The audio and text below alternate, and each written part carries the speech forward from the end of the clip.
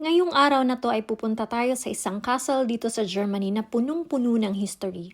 Ang tawag sa castle na to ay Jugendburg or Youth Castle na mas kilala sa tawag na Honstein Castle. Sa entrance pa lang ang dami na ng information na nakalagay about sa castle pero nakasulat kasi siya in German language kaya hindi ko mai-translate lahat. Tara, pasok tayo sa loob. Etong mga kahoy na to, ito daw ang ginagamit noong unang panahon sa mga prisoners dito. Para siyang handcuffs noon.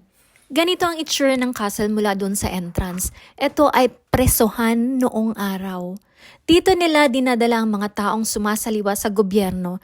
Yung nakikita natin ngayon, dyan nakasulat ang pangalan ng pinakaunang taong nakulong dito. Tara!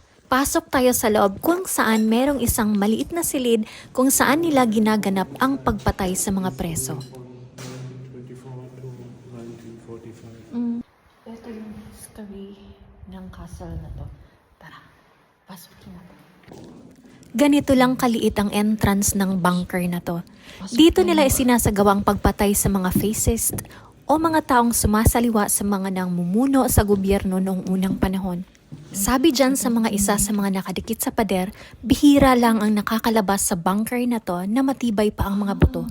Ibig sabihin, bihira lang ang nakakalabas sa maliit na silid na to na buhay pa.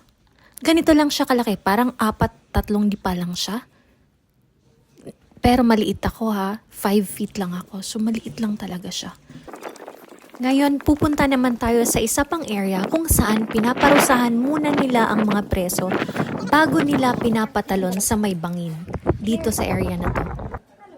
At dito magtatapos ang araw natin ngayon sa isang cafe dito sa loob ng castle. Maraming salamat sa panonood. Hanggang sa muli. Paalam!